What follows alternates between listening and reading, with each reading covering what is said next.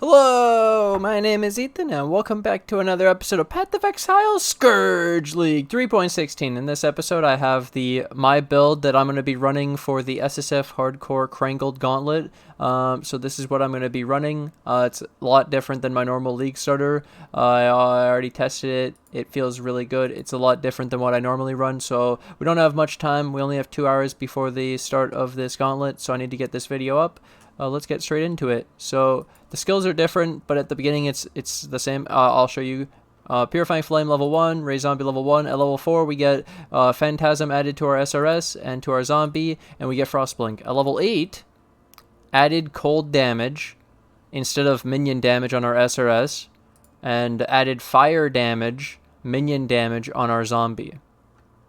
At level 10, Vitality.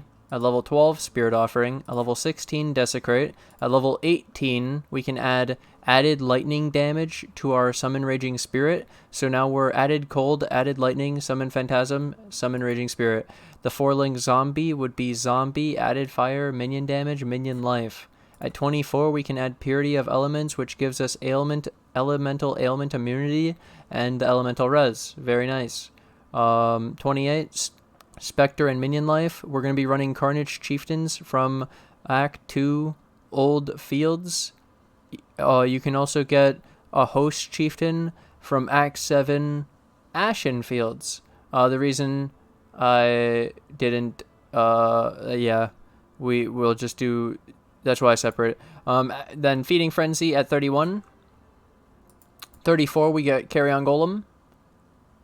So same link, but added Carrion Golem.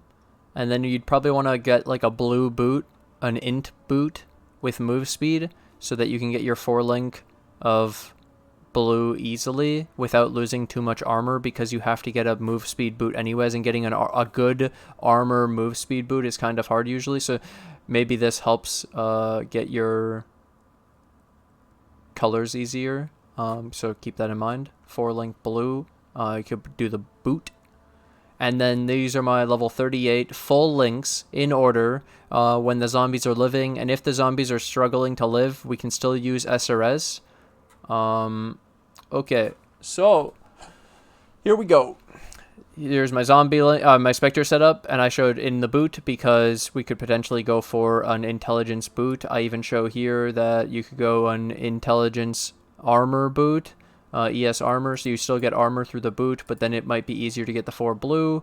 Here's a 6-link zombie, and I showed this in order of importance other than minion damage. So the 4-link zombie, minion damage, multi-strike, brutality, good. 5-link melee phys, 6-link ruthless. So use accordingly. You can take out ruthless and take out melee phys if you only have a 5-link or a 4-link, etc. Here we have the helmet. Determination, Vitality, Purity of Elements, Frostblink. These can be put anywhere, really, if you think about it, because they don't need to be linked together. They don't need to be linked at all. It was just showing that you could get 2 blue easily on a strength helmet. Then my glove, 4-link, Valor Molten Shell, increased duration, efficacy, and phase run. Then we have Defiance Banner in the weapon with a cast from damage taken enfeeble. So you have to keep the cast from damage taken level 1 and the enfeeble level 5 because the levels are important. This has to stay level 38 and this has to stay 38 or below to be activated by the 38 cast from damage taken. Then we have Arcanius Brand, Desecrate Flesh Offering. I did this. I had extra spot, so I said instead of casting both, I can automate it with an Arcanius Brand. And then we didn't even use Unset Rings in this build. We have all this extra space. It's really sick, and I really like the look of this. And I've already played it. It feels incredible. Playing with added cold damage early in your links on the Summon Raging Spirit is constantly chilling and freezing the enemies and popping freeze pops. It's crazy. Then I go through my tree. So 12 points is the same. You're going to do the first 12 points the same in the gauntlet. A recommendation, chat, guys, viewers, everyone. This is huge. Just kill all the monsters. In the beginning, you know the coast, when people told you to run by everything? Don't. Kill everything. Use your Purifying Flame, use your zombies, kill shit, it's really easy. You level up, you can get some loot in the beginning. You're over leveled, it's sick. you have less shit to attack you because you're killing them. It helps your zombie survivability because things are dead, so then your zombies can live more. There's more corpses to make your zombies because you're killing. Also, I was going to mention, get as much life on gear early. Armor, evasion, energy shield, attributes, ele reses are the most important, I would say, in the beginning. Cap your elemental resistances in the beginning. So this is just like early tips.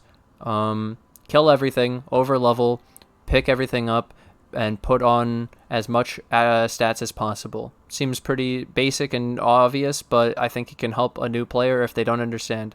So focus on that stuff. 12 points, do this. Then 23 points, Enduring Bond, and Quick Recovery. You should have Enduring Bond before Merveil. 33, we get Grave Intentions and Indom Army.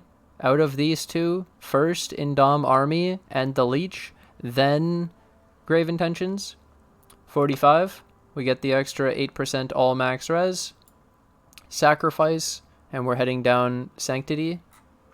We get Grave Pact at 51 points in normal lab. So this is like level 43. You're gonna get your normal lab, which you're doing Mindless Aggression. So at 43, you should have 51 points. At 81 points and Cruel Lab, you can see we grabbed the extra mana reserve with combat stamina for determination. You don't need to do this first. This one's after, so you would go up first. You can go get your Death Attunement with Overwhelm Physical Damage Reduction on the Mastery, Fearsome Force with Effective Offering, then the Purity of Flesh, Life, and Vitality has increased mana reservation efficiency of skills. I forgot to mention, in the 23, I had gotten Accuracy and 50 Flat Life as my two masteries. That was very important. I messed up and didn't show it. 81, yeah, Vitality mana reserve over here, so that's why I remembered. It's like I didn't do the Vitality mana reserve early this time, I did it after. We did the Flat Life early because we really need as much stuff as possible because it's the Gauntlet. And then Solvenarity and the extra mana reservation efficiency of skills. Then we did the Combat Stamina and the mana reservation efficiency of skills. So this is all the mana reserve efficiency you need to get all the auras in the build after. It's really sick. 100.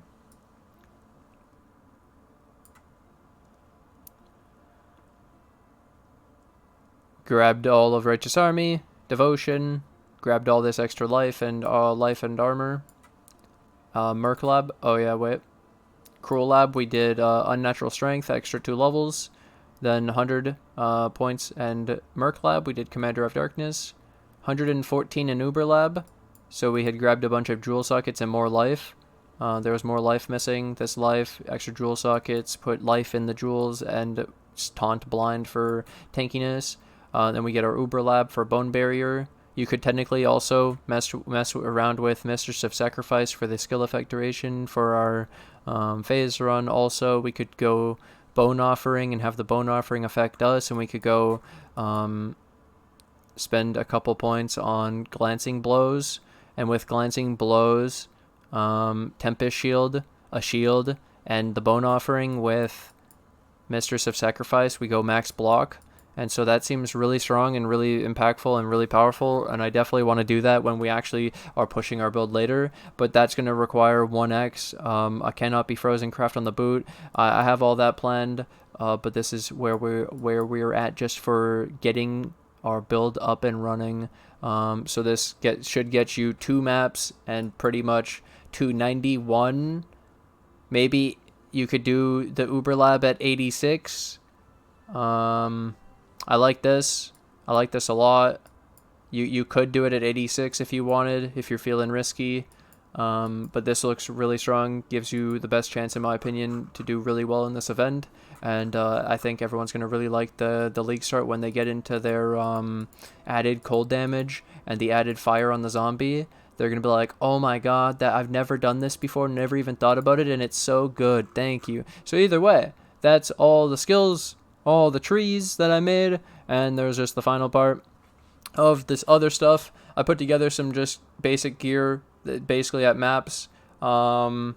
So you have your blind life jewel, your taunt life jewel, and then it's just life and minion damage. And then we have this minion damage is from an Essence of Fear, Deafening Essence of Fear. The craft is from a June Unveil. So you unveil in like Cold and Chaos. So I did crafts of that on everything. Then it's life, as much life as possible in every piece of gear. And then it's resistances to cap the Chaos and the Cold Res, and the elements. And then I also put endurance charges on the rings and the amulet. And so you can see like I barely have to have anything on the gear because of running Purity of Elements and running Commander of Darkness. Our gear is insane, and being able to craft Chaos Res and Elemental Res on all our gear, and being able to craft like doing that helps a lot. So then you only need Chaos on a couple pieces of gear. It's really strong, really easy to gear up after, and there's all these extra slots of extra power where it's very obvious you could get more % life, you know, defenses, block, etc., attributes, tons and tons and tons of really great stuff, power, damage, you know. I really like the look of this. And then for the flask, I did a Divine Life Flask showing you that you can do the instant recovery with half of it instant, which I love Divine Life Flask. And then Bleed Immune. And then I show this, which is what I mentioned in the Endless Delve video, of like, hey, this is something we learned that makes you completely way too strong. So gaining charges when you're hit by an enemy is really powerful because, well, this is the only way to gain flash charges without killing, and so it's not dependent on damage. And so this is exactly when you would need it. When you're being hit, you need the flask to stop the damage from you being hit. So it's literally perfect.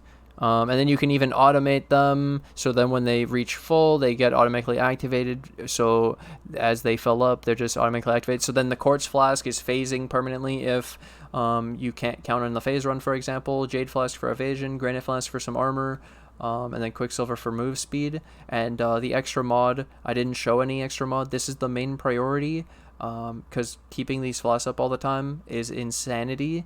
And then you obviously can go for extra mods, but you won't need elemental ailment immunity because of Purity of Elements. So you'll be able to go things like increased armor, increased evasion, increased move speed, maybe elemental reses, increased stun and block recovery, chance to avoid stun, things like that.